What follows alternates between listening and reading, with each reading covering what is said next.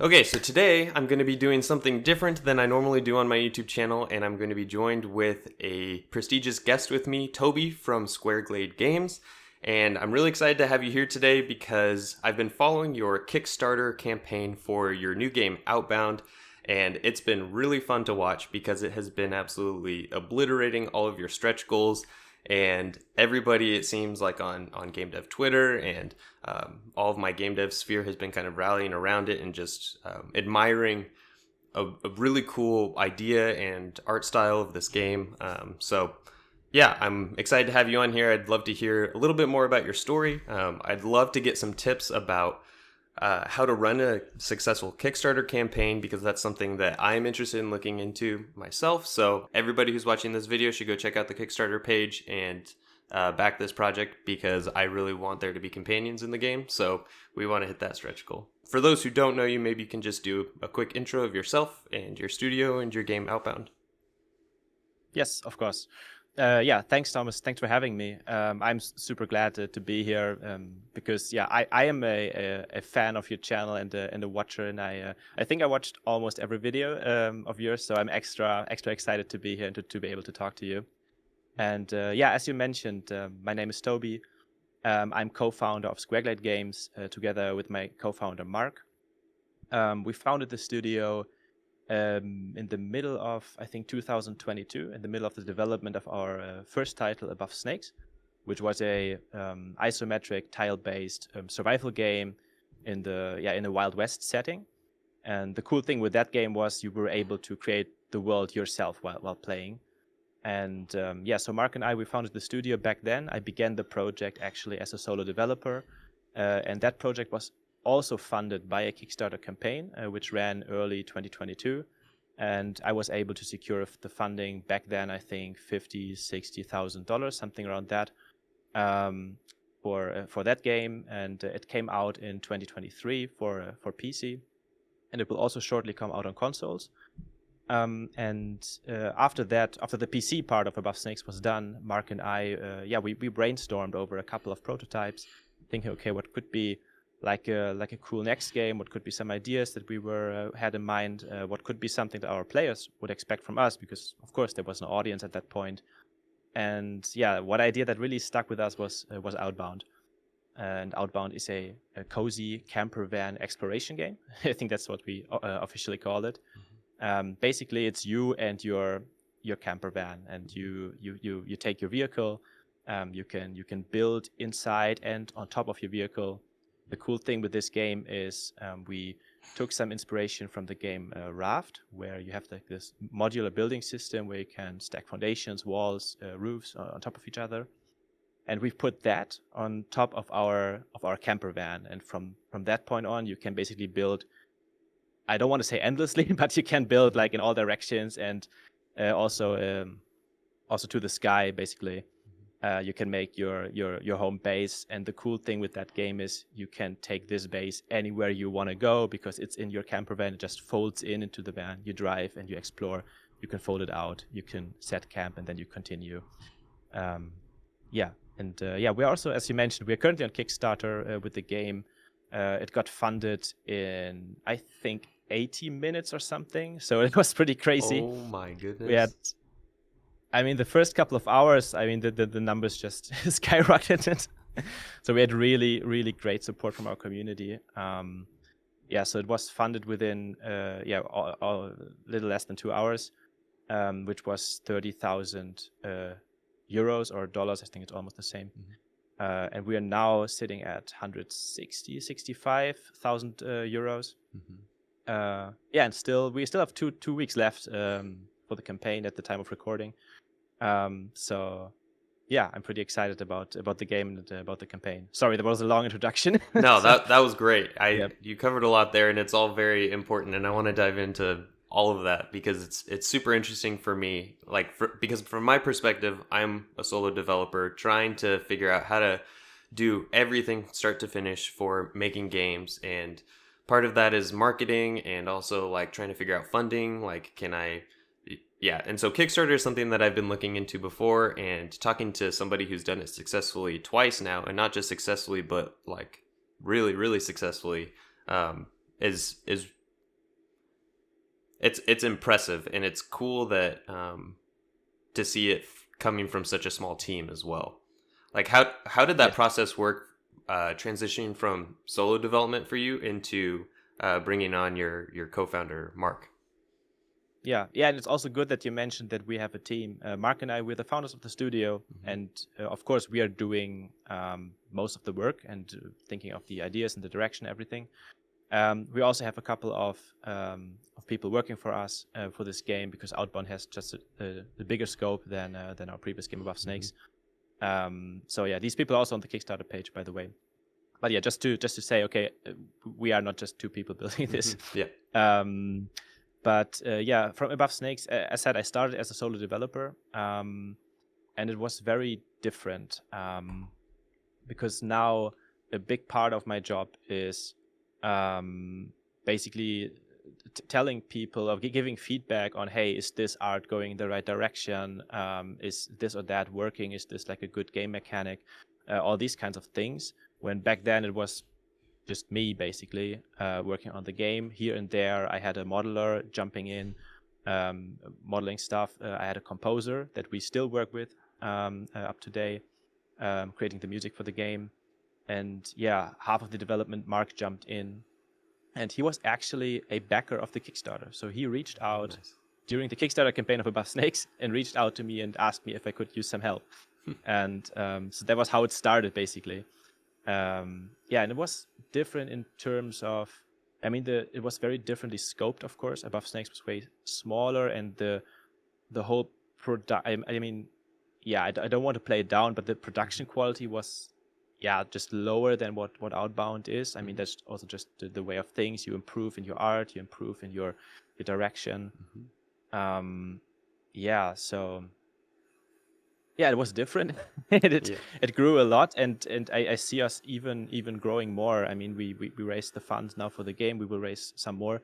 I can see us expanding the team even more, and giving also Outbound the attention and quality it deserves as a game.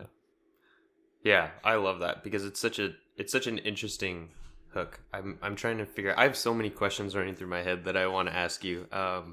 But I guess I'm really interested to hear about your design for the game, because it's like this modular base building camper van where you're outside. It's like a beautiful aesthetic and art style, and it's got like really it's like adventurous but also cozy, and it really like I feel like I fit your demographic really well, because I love being outside in nature, and like my family, we have an Airstream camper, and we love taking that out and going, into the great outdoors. And I think it's a really interesting game design that I haven't seen from very many places. So can you walk us through like how you came up with this design, and when you thought like, oh yeah, this is a good idea that we want to move forward with? Yes, sure. I think Outbound was the third or fourth prototype that we created after Above Snakes. So it was the summer after we released our first game. First, we took a couple of weeks off. Of course, we were very, very exhausted, and then we prototyped a little bit. And we had this small patron community back then. Really, just a couple of people, maybe 10 people or so, and we basically used them to pitch our game ideas and to get like first feedback, because these were all people that were, I mean, loyal fans of the studio. I mean, they supported us with a monthly, and they also, of course, played Above Snakes, and so we pitched one idea after another. And when the original idea for Outbound came up, and it was a little bit different, I can explain in a second.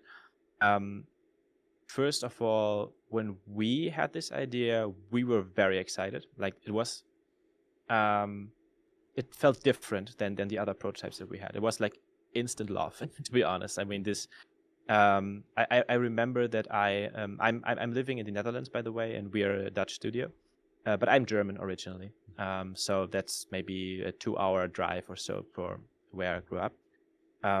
And I remember driving back home to the Netherlands, so from back where I grew up to back to my new home, and I drove through a part where there are these wind turbines, and there was like a wind turbine farm, And I thought, hey, this is really cool. Like renewable energies is really interesting topic for games. And then I pitched it to Mark and said, hey, can we do something in that direction? Like, because there are not so many games. I mean, there are some, of course, but not so many games tackling this renewable energy stuff. And we were also pretty much into survival craft games. Also because Above Snakes was this kind of genre, and we thought, okay, moving forward, we don't want to leave our audience behind and just make, I don't know, a puzzle platformer or something. We thought, okay, how can we take like at least a part of our audience with us? Of course, not everybody. There are some people that play Above Snakes because they love the Wild West, for instance. Okay, that is something that we thought, okay, we will leave behind. We want to go into another setting, so that was pretty sure for us. But yeah, as I said, if we would make like a puzzle platformer racing game or something, we would have left everyone behind and needed to gather like a new audience. So we thought, okay, we need something with overlap. So we settled on a couple of different genres. One of these was survival craft. And we kind of put these together and thought, okay, what if we have like survival craft with like renewable energies? Is there something that we can do? But it was missing like the hook, like something interesting. And I'm not sure about what we talked, but somehow I think greenhouses came up and vehicles, and can we put something on, I think it was, I don't know, floating islands or boats or something else. And then this camper van idea came with, and the idea was originally camper van, and we have like greenhouses on top, and we can build shelves in the camper van, and we can, I don't know, have like a garden on wheels basically. And that was like the instant moment of, oh my god, this is great stuff. Let's think further. And then we started creating a design document for this prototype and thought, okay, how could like a game like this work? Like what would we do? And we came up with, okay, our vehicle, it needs to be electric, so we can charge it with renewable energies. We don't want to fuel it with gasoline. So we thought, okay, we need, I don't know, electric units, like a small generator, a wind turbine, stuff like that. And then we have something, the safe self-sustaining stuff, like the gardens and watering mechanics and that kind of stuff. That was also interesting. And of course, you want to decorate your vehicles. I mean, that's something very, like, that was like a third very important design pillar. When we had all this done, at some point we came to a realization where we sketched like, okay, where can we put what into the vehicle? Where can we build? And we had these slots, and these slots, they still exist in the game, where you can basically put something in a slot and then it snaps to there. And yeah, we extended the system quite extensively, but it's still the same system. And at some point we realized there's no space anymore. I mean, that's a vehicle, and you can, I mean, we were able to put, I think, 9 different things into the vehicle and maybe 12 on top. And then we thought, okay, what then? What if we build everything and then the game's over, or we need to deconstruct it again, or have a second vehicle? And we thought about a trailer. We thought about, we can build next to the vehicle maybe, but it's not the same. And then we brainstormed, and then we thought, what if we just say we had these foundation on the van, like these things that you sometimes see on camper vans, where you can put like your luggage and stuff. We had that on top of our vehicle. We thought, what if we can make this modular, and then you can expand it to the sides? Then maybe you can expand to the top and you can build walls. And then we came to the modular system, which solved our issue of the game is over after an hour because your van is fully built, and then you could build endlessly. So that's how we went. That was the design process until we came, to this idea. Yeah, I love that. I think it's so interesting. For one, the role that like real life experiences contributed to your design, like you driving and seeing like wind farms, and then like also I think like my wife is obsessed whenever we see other like camper vans or travel trailers. She always wants to look inside to see how they laid everything out, and so she has that like curiosity of like, oh, where did they put like the sink and the shelves, and like how, because it is like such a confined space that it's like, how are people like uniquely inspired to maximize the part of this space where they're trying to live out of as they're like traveling. It's a really cool idea. But I loved that you opened it up so that it kind of like built, like it almost reminds me, I don't know if you've seen Howl's Moving Castle, you know how it's kind of like Yeah. it's like, yeah, it's like building up, and it's super Yeah. neat. Yeah, very, very impressive. I have a big question before I want to jump into more Kickstarter related things. But I was very interested to see that you are doing multiplayer support, and so I would Yes. love to hear, because from a programmer's position, like I've done local multiplayer. I've looked into doing online multiplayer, and it requires a large restructure of it. It kind of dictates the code architecture, because there's so much networking that goes into these kinds of things. So I'm interested, like, when did you decide, oh, this would be really fun with friends? Yeah. The answer to this is maybe I can't give a really good answer to this, because I'm not the one responsible for the multiplayer on the technical side. But I can answer a little bit. So from the beginning on, we thought a multiplayer game would be a great next step for us as a studio, as in terms of growth, like as personal growth, that we would be able to ship something multiplayer, because we are very comfortable with this single player stuff. I mean, same as you probably, we know how it works, but all of a sudden you have multiple players and network entities, and you have to throw stuff over the network line, and how does it synchronize and all that kind of stuff. That was scary. And we did a small multiplayer prototype, which was really just some boxes moving around and syncing them. But it was enough to realize this is a lot of stuff that we need to think of when we want to scale this to a proper game. So my idea was actually, let's decide here. Do we want to make like a more extensive single player game, or do we want like a really small confined multiplayer game? Because after, when we shipped both, like Above Snakes, our more extensive single player game, and now our new small multiplayer game, then we are maybe able to make both, like an extensive multiplayer game, like Outbound.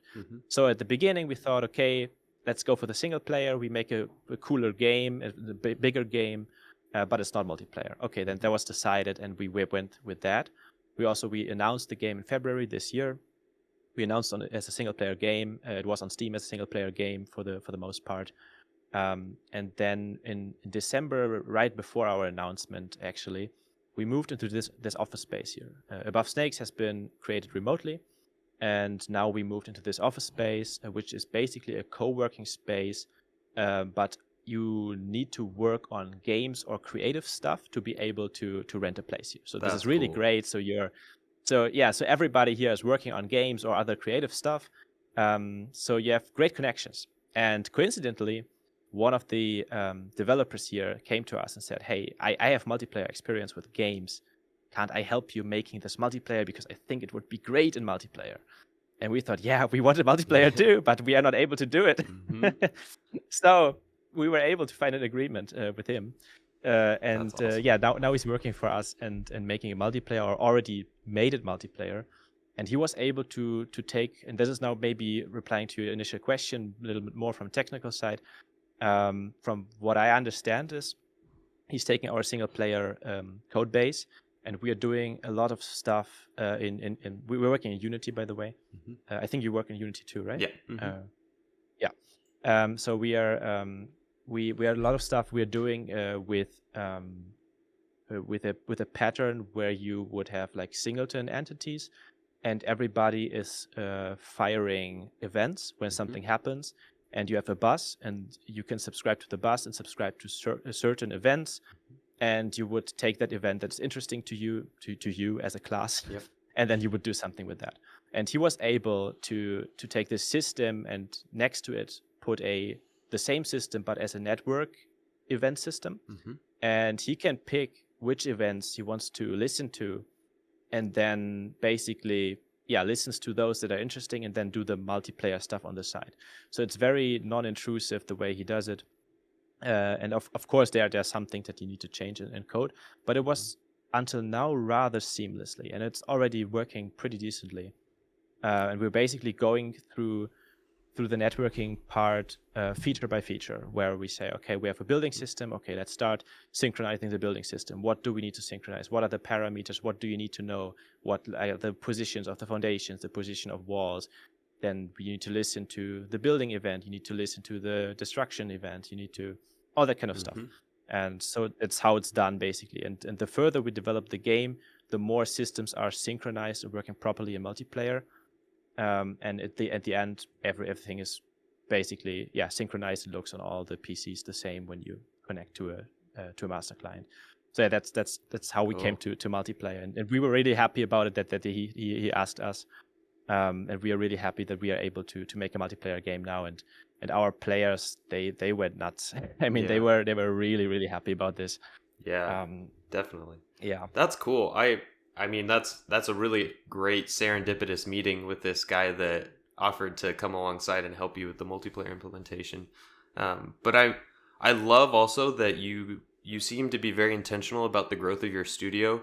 Like you're trying to think, okay, how can we bring audience from our last game into our next game, and keep them happy and supportive of the games that we're making. And then also you're thinking about growth of, okay, if we want to start making multiplayer games, we need to invest in a little bit of R&D here so that we can have that in our tool belt and kind of like stack as we grow.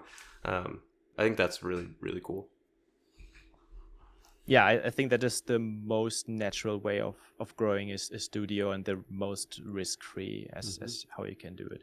And I mean, now we swallow like a bigger pill. I mean, it's still a risk, of course, doing it multiplayer, and we also don't have like any experience how like a QA process would look like with multiplayer. How would we get like play testers to play with each other, for instance? Because you want to test that, of course. So yeah, there's still challenges on the way. But I mean, we are not confident that we can do it, but at least we're hopeful that we can do it. Promising so far. That's great. Yeah. Okay, I want to ask about Kickstarter specifically, and I guess there's so much in the realm of Kickstarter that I don't know. So I guess can you just provide like a top level, like how does Kickstarter work? Like people are contributing towards this project, like what happens if a project doesn't get funded, or like what, like there's like perks and all of these different things that, so like if people aren't, I mean, most people probably are familiar with Kickstarter, but maybe can you just give like a real high level overview? Of course. So Kickstarter is basically made for unfinished projects. Projects are still in development, and you need funds to be able to complete them. And of course, as a developer, you have multiple source of income. You could take a loan, you could go to a publisher, you could go to Kickstarter, for instance. And for us, Kickstarter was the way. And on Kickstarter, you basically set a funding goal. In our case, it was 30,000 euros, and you have then you pick the amount of days you need to achieve this. Back then, I think with my first campaign, it was either 30 or 60. I think now you're more free in picking how many days you want to spend on Kickstarter. But in our case, we picked 30, and that is also what most campaigns do. And also, contrary to what you might think, it's not very beneficial to make it longer, because on Kickstarter, you have these rewards of reward tiers, I think they're called. And reward tiers, they're basically a list of how much a backer can invest into the project. And then they would get more rewards the higher they go. And the lower tiers are usually, you get just the game, and you get the game and the Discord role, maybe you get the soundtrack. And then it goes more into maybe unique skins, or I think mostly skins, sometimes items, stuff that's cosmetic and that will enhance your visual experience in the game, not necessarily the gameplay experience. And that these things are usually Kickstarter exclusive to give people like an actual incentive to back a Kickstarter campaign, because they won't be able to get later on. Then there are rewards like your name is in the credits, so you basically help the game seeing the light of day. Or even the most highest tiers are usually you work together with the developers and are able to pitch one of your own ideas to get it into the game. In our case, that is, for instance, that you can design like a charm that you can hang from your mirror when you drive, or a furniture piece, or you could even design like a whole landmark that people could explore then, which is based on your idea.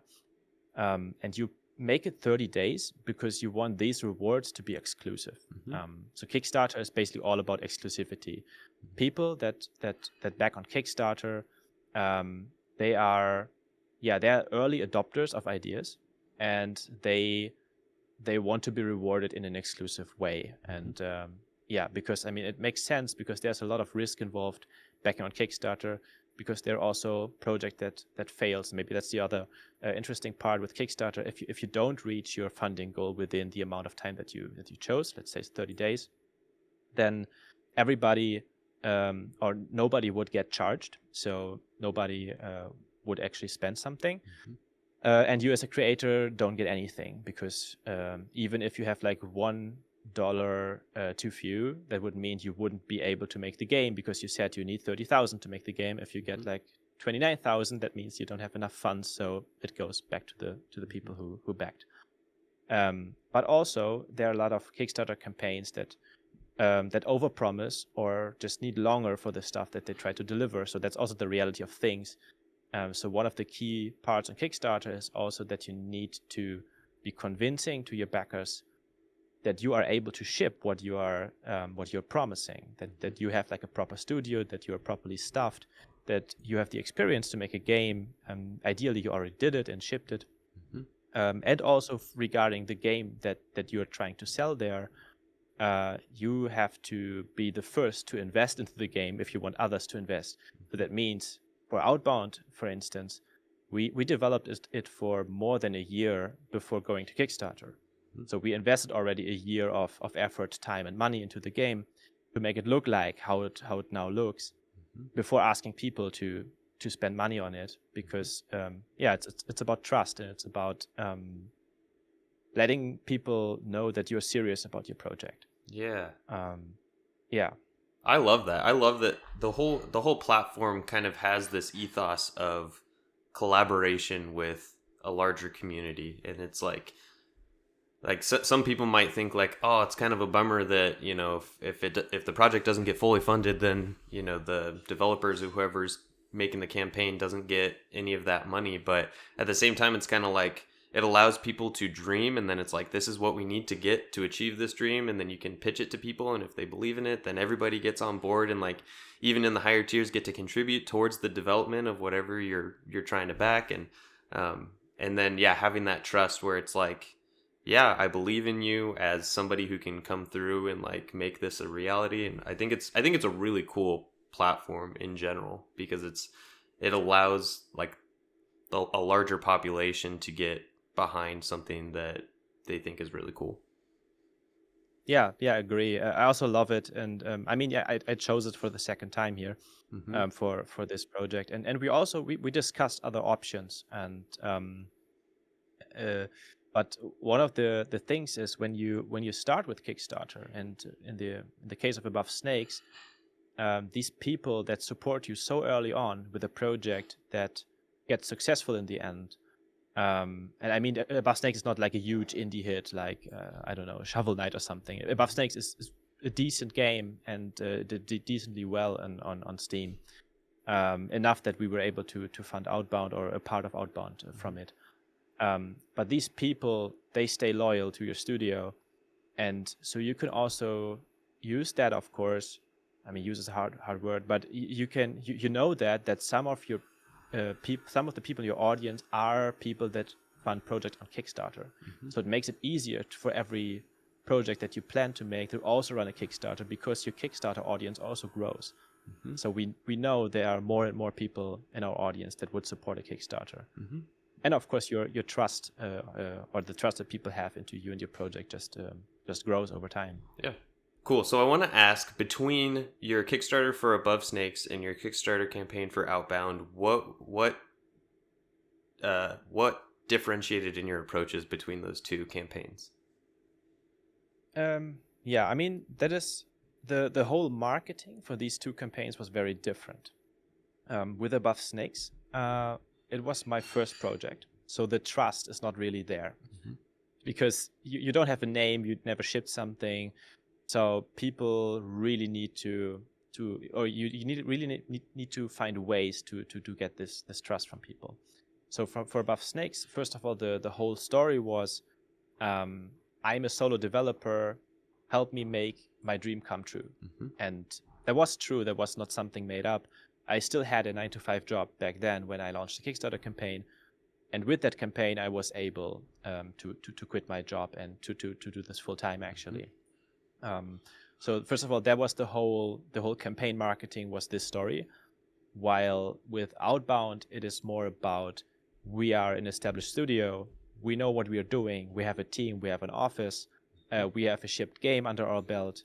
So you can trust us when we say we're going to ship this. And this is like a very different approach in marketing.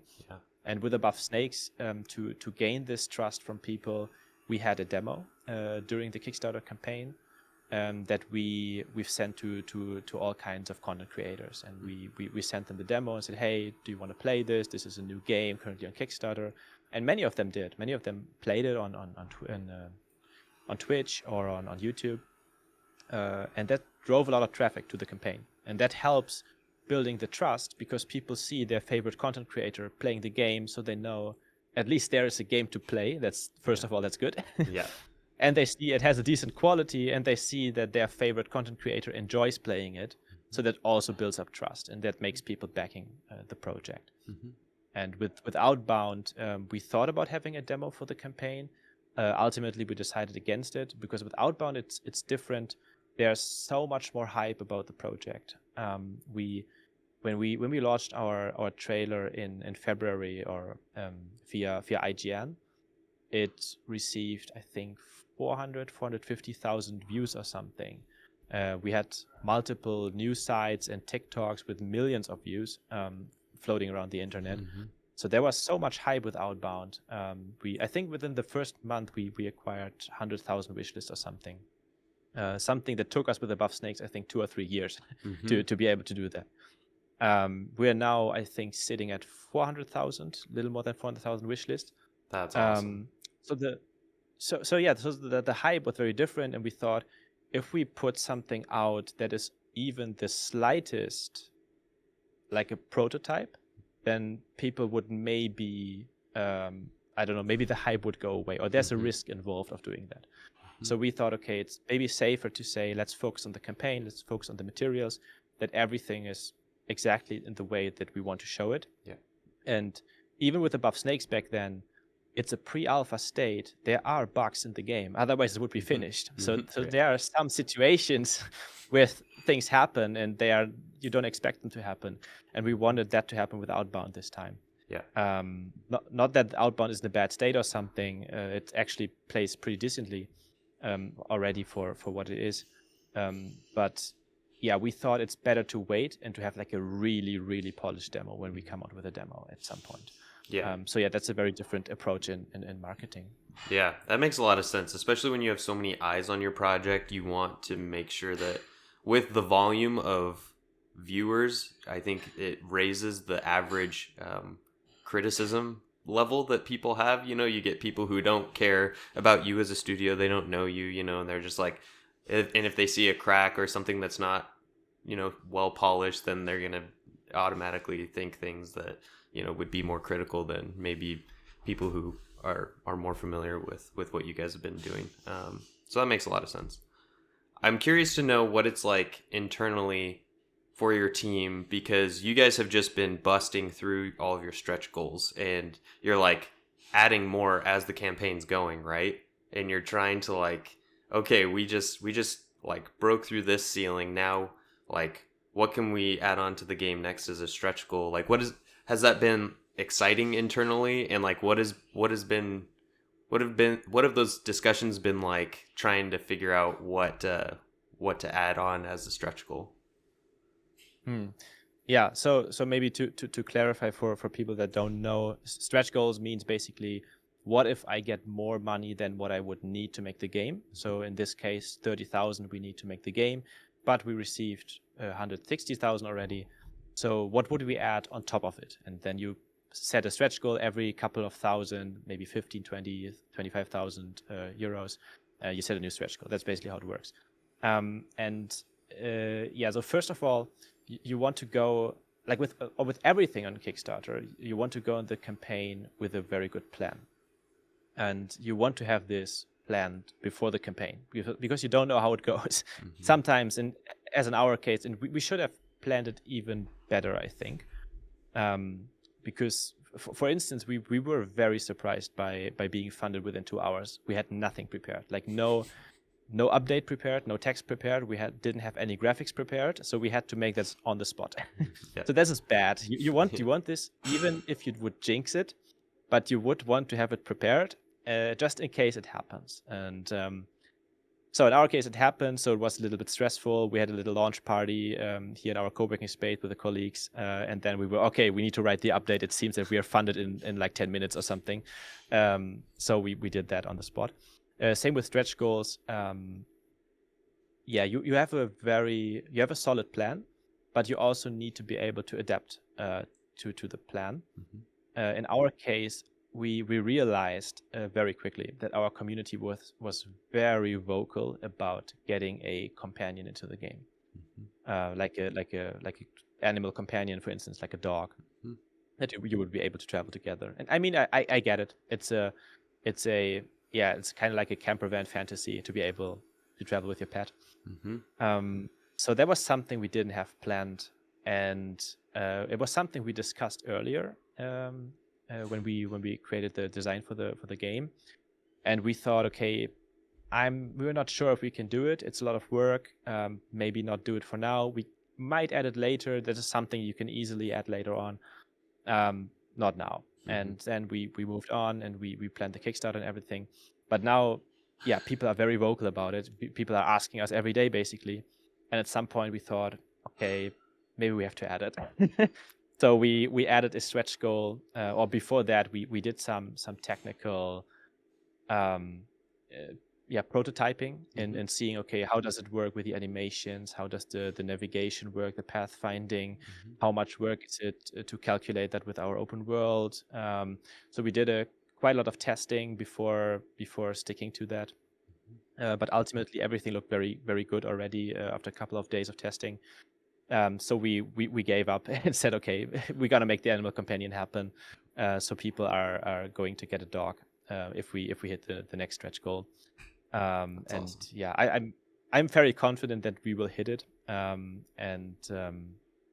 So you have a plan, but you also need to change the plan in case people want something different. Yeah, that's cool.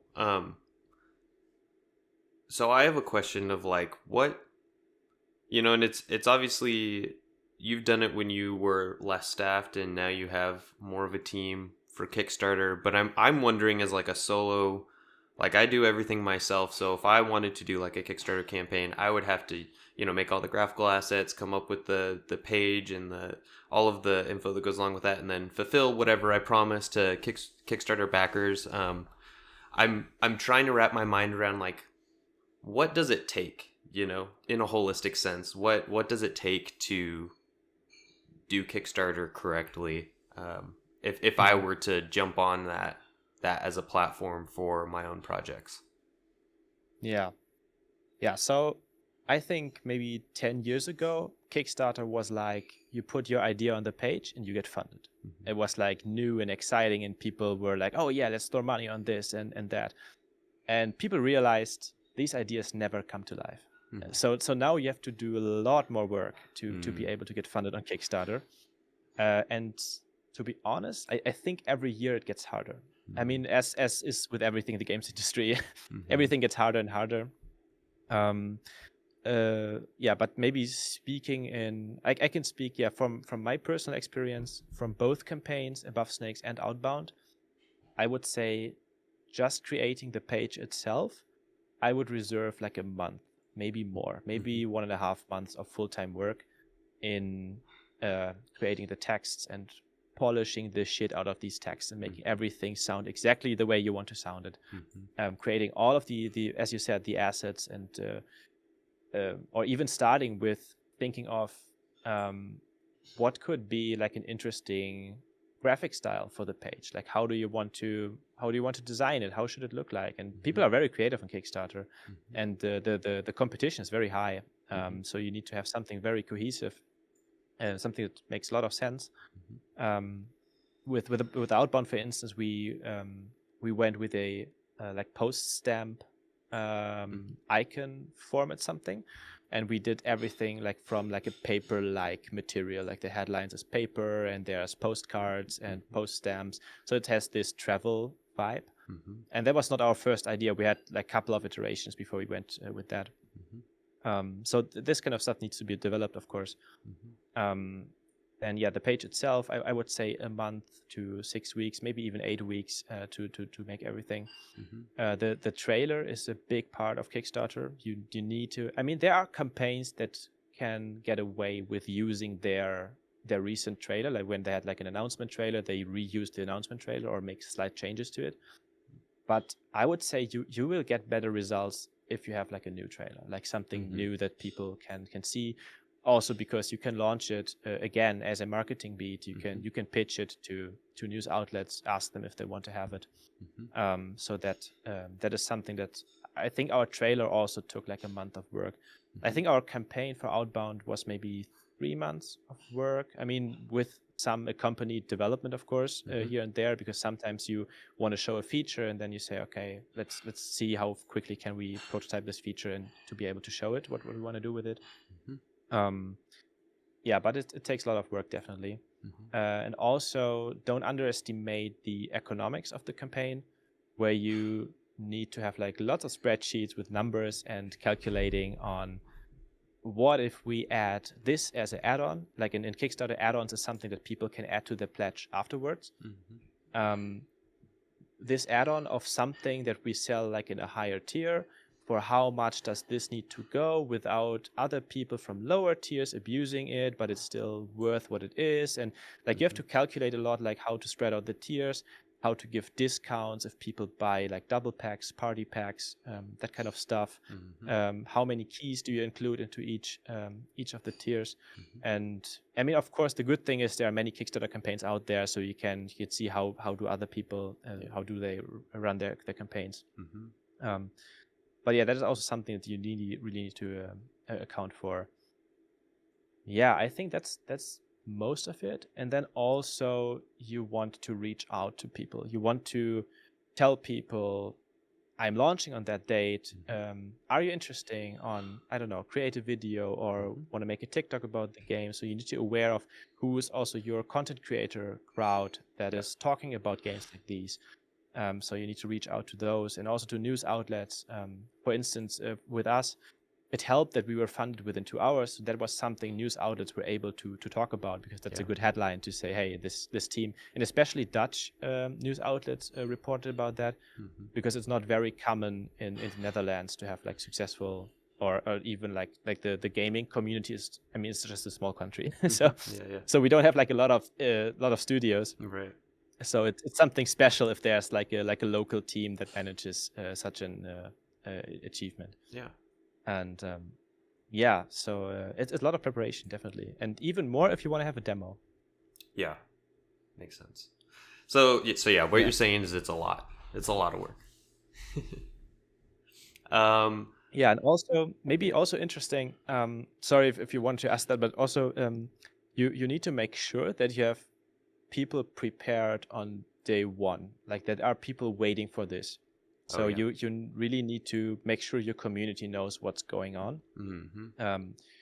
One thing that we did, for instance, we had like a giveaway countdown where every week up to the Kickstarter, I think 4 weeks before the launch we started, we gave away like a coupon that people would get extra benefits on the Kickstarter if they win the coupon. So people were aware of, okay, there's this Kickstarter going on, and I can engage here because I can win something. So that is something I think that worked pretty well. Yeah. Also, regular countdowns, new information. and getting people. Kickstarter has a follow thing on their pre-launch pages, so people can actually subscribe to a Kickstarter page and then get an email notification when that campaign launches. Yeah, like So similar that to is a also Steam very wish list. important. Yeah, exactly like a Steam wishlist. So you get an email when the project launches, and you would also get an email in case you didn't back the project. You get another email 48 hours before the project ends. So you have two emails that you get for these subscribers, and that is also something that is very important, and that we started very early on to grow that number on the Kickstarter page. That's great. Something that I've noticed that you've brought up a couple times now is that you, both when you were prototyping Outbound and other games, and also when you were designing the Kickstarter page, you had multiple iterations of redesigning, and you kind of gave you and your team like room to breathe and iterate and kind of figure out what's worth moving forward with. And I think that as a solo developer, that's something that I have a hard time with, because I usually get to the point where I'm like, oh, sunk cost fallacy. You know, I've already put X amount of hours into this, and so I should just kind of do what I can with what I've already put into, instead of having to go back to the drawing board so much. But I think it speaks to the quality of the stuff that you're putting out, which is really cool. Yeah, I get that. And I personally, I'm a big believer of when you make a game and you make like 10 features, the real art of making the game is to know which 5 of these I have to cut to make like the best version of the game. So you develop twice of the amount that you need, and then you cut the half of it, because then you know which are the 5 good features. Yeah, right. And otherwise, if you would have just made 5 features, then you would have never known are these the best 5 features. Yeah. So yeah, I think that's really hard to swallow, but also how design processes work. Yeah. Like there's a lot of work that never sees the light of day, but this work is necessary to get to where you end up with. Yeah. Otherwise, yeah, you wouldn't have the quality of the result. But that's also kind of the magic, right? Like when people see something and they think, oh, this is really a genius design. Truth is, it's just the 10th iteration of something that was shitty in the first place. Yeah, right. And you make it better with every iteration. Yep. And then you end up with something that is good. Yep. And I think that is just something that you have to do, and the more you can do it, the better, I'd say, and the better is the result. But you're also right, there's sunk cost involved. Like at some point you just have to go with whatever you have. And in the end, we're doing this to raise funds, right? I mean, it's not worth it if you spend like a year preparing this campaign and it earns you a year's salary back. So right. It's not really worth doing. Yeah, exactly. I'm curious if you, because I imagine you've done a bunch of research over the years for different Kickstarter pages and campaigns, and kind of breaking down what's worked for people, what hasn't worked. Have you caught on to any trends that are common amongst the Kickstarter campaigns that fail to meet their funding goal? Is there anything that you're like, oh, this is a big mistake that I see a lot of people making? Yes. It's mostly show, don't tell. There are a lot of people with Kickstarter pages, they have like extensive amounts of text on them and just very little imagery. And that's because there's not a lot of game to show. And they can describe their ideas very well, and they have something, or have everything in their heads, but they don't have it in a prototype state somewhere. So that is usually what fails. Like people, when they see your Kickstarter campaign, they skim it. They just they read the headlines, maybe a sentence here or there, but mostly it's the GIFs and the images that sells the page. So I would say focus on that. If you need to choose like good text or good imagery, I would always go for the images. So yeah, that is what fails. There are still people in the mindset of every idea that I put on Kickstarter gets funded, and you still see these campaigns that create pages with that in mind, and that's very, very clear that like people that don't get any like pre-launch followers, or just create the page and launch it the next day or something without any preparation, proper marketing beats with it, and that kind of stuff. What is very important with Kickstarter nowadays is you need to be aware that you are responsible bringing the traffic to Kickstarter. Mm-hmm. It's kind of the same as with Steam wishlists, where you need to prove to Steam, I'm worthy, here's the traffic, see, these are the wishes I can bring in because of my viral trailer or whatever. And then Steam says, oh yeah, here's the discovery queue, so you get more more wishlists, more traffic. Yeah. And the same is with Kickstarter. So with Kickstarter, you bring in the traffic, you bring in the followers and everything, and then Kickstarter realizes, oh, okay, we can make money out of this because Kickstarter gets 5% of the funds. So they realize, okay, we can make money out of this. So then they will start their marketing machine, and they will put you in their newsletters and on the front page of Kickstarter and the category pages and that kind of stuff. Same as with Steam. It's really just the same. And one realization that I had was that actually a good friend of mine, Adrian Kaiser, if he sees it, told me, which was Kickstarter knows, of course, they only get money if there's money, if the project gets funded. Oh, yeah. So any project that is not beyond the funding line yet is a risk for Kickstarter to promote. Because they don't know if they ever get a cent from it. Yeah. But projects that have surpassed the funding line, they know they get 5% from whatever is on that project. So that is really important to know, that you want to get funded as fast as possible on Kickstarter, because then the Kickstarter marketing machine begins. Before that, there's no incentive for Kickstarter to promote your campaign. Yeah. So that's really insightful. So it's kind of like starting an old-timey kind of airplane where you have to go out and hand crank the propeller, and once you give it that like thrust, then it starts really going. Yeah, kind of. That's cool. Okay. So I have another question. I imagine that Kickstarter for game developers is not like a one-size-fits-all funding solution. So in your mind, what would be like the ideal candidate for like a developer or game studio or team to put their project on Kickstarter, and who would you say like, oh, this is the wrong demographic, you shouldn't pursue Kickstarter? Do you mean as a developer or for which audience? Yeah, like if for somebody that's making video games, whether as a solo or a team or whatever. Yeah, I would say I think we have that in common. We are not just developers, we are also marketers, and we are also like mini publishers, if you want to, for our own games at least.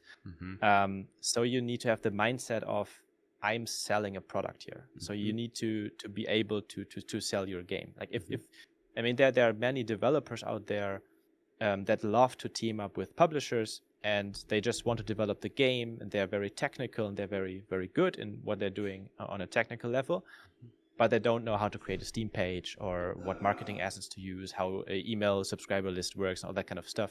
And that's fine. That's perfectly fine. And then you team up with the publisher, and the publisher handles all that kind of stuff.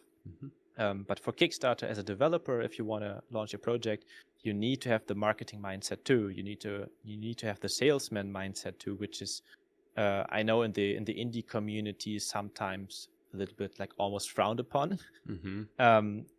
But in the end, it is what it is. It is a sales page. It's like Steam. You need to present your product in the best possible way, and that also means, of course, that you have a good product. You can't sell something that's just not sellable. But and of course you need to be able to create these assets and text. So you need to have somebody on your team or yourself that is able to do it, or you hire somebody. And you need to, and that's also maybe for the bigger Kickstarters really important. You will engage a lot with your community. There will be a lot of questions, a lot of people reaching out with suggestions and great ideas, all that kind of stuff, and you need to be able to handle that properly, and to make sure everything goes right on your Discord. It's probably moderated and all that kind of stuff. That's great, man. This has been a really great conversation. Let me just go through. I wrote down some questions. I want to make sure I hit the big ones. Sure. Yeah, I think we covered all of the major stuff. I want to respect your time. So we can start to wrap it up. But is there anything that you want to bring up, or anything that you want to go over before we wrap things up? I must say, I'm curious about your Kickstarter, to be honest. Oh yeah. Like, is there anything that you can share about it? Like anything, like, is that like an idea in your head, or already Yeah. like a project that is already Yeah. known? Or Yeah, definitely. I've seen that you pitched this like island variation with strategy elements. I think it didn't have a name yet. But Yeah. is it that or something else? Or? Yes, that is it. It's currently unnamed. I'm working on it in the background right now, and I'm really excited about it. It's so historically, people who have watched my channel will know I quit my day job, and I've been creating and publishing very small scoped games and distributing them on a number of different platforms to kind of get like small amounts of income trickling from a number of different sources. And I'm at the stage where I'm trying to increase the scope of games that I create, because I've proven to myself and to others that I am able to bring games to the finish line. And so I want to be a little more ambitious with the games that I'm creating, so that I think I can start pursuing the designs that I think are more interesting to me. And part of that is this game that is like a top-down tactical sort of micro RTS battle sort of game, and that's still very much in development. But my Kickstarter ideas are just ideas right now, but I'm trying to do the groundwork of like researching, is this a good avenue for me to pursue? Should I be looking for funding through Kickstarter? Should I be looking for funding through publishers? I'm trying to broaden my horizon to see what options are available to me. So I'm really excited about this next game that I'm working on, and it's still in my mind. There's a few different potential scopes of the game. Like I can make it with like this scope, or like this scope, or like this scope. And so that's yet to be determined. That almost sounds like stretch goals already to me. Yeah, exactly. Yeah. Yeah. I just got to know which 5 features to cut. Maybe one suggestion for that. We when we began posting about our prototypes, we had for Outbound, we had a visual prototype at first, where it was just a camper van parked at a lake, and we put some props on and around the camper van to show some features of a potential game. It was nothing more, just a scene, a lake, a camper van, just some visuals. And it went really well on Twitter. We got lots of impressions there. And that was when we spontaneously decided, let's just create a Kickstarter page. We don't know if we will ever launch it, but just create it. Oh, yeah. And I think it was called Unannounced Cozy Camper Van Game or something. And we just posted under the tweet and said, hey, if you want to stay up to date, subscribe here. And that was the first couple of 100 subscribers on our Kickstarter page. Oh, yeah. So even also for you, even if your game hasn't a name yet, isn't announced yet, same with Steam pages, of course, you can always already funnel people to somewhere that they can follow, and that's what we did with Outbound even before it had a name, and that worked. Yeah, that's really good advice. I like the idea of gauging reactions without having to do a lot of coding, and like the heavy lifting, but just like throwing things into trying to get the vibe of like what this game could potentially be, and then throwing it up there and seeing how people react to it. That's really good. Yeah. And I didn't mention before, but our prototypes, they were very different in not only the genre, but also what kind of thing we prototyped. Oh, yeah. For Outbound, it was a visual prototype, so it was an atmosphere. There was nothing to play. It was more an atmosphere and an idea. And for another game that was a first-person shooter, that was just gray boxes and just a mechanic, and you can shoot with the mechanic. So that's a very different kind of prototype. But for one thing, the mechanic is very important. For the other, the vibe or the atmosphere is very important. Yeah. So that's different things that we pitch to our audience, and That's very interesting. Yeah, because I imagine a mechanical hook would be a lot harder to convey over like a flat medium like Twitter or even like a Kickstarter page if they can't engage with what the prototype actually does mechanically. So Yeah, the shooter was on itch.io actually. So we put it Oh, on nice. itch.io, we sent it to a couple of people, and Oh, they would that's fun. able to play it in browser. So yeah, that's enough to to ask for feedback on a mechanic. That's awesome. Cool, man. All Well, right. thank you so much for coming here today. I love this conversation. I feel like it's super fruitful, both for me personally, selfishly, but also I think a lot of people will enjoy this conversation too. Um, I backed your Kickstarter, Outbound. I'm really excited to play it. Everybody who's watching this video should go check out the Kickstarter page and back this project because I really want there to be companions in the game. So we want to hit that stretch goal. Um, Yeah. yeah, thank you, Toby. I really appreciate you being here today, and I hope that we can have more conversations in the future. Thanks.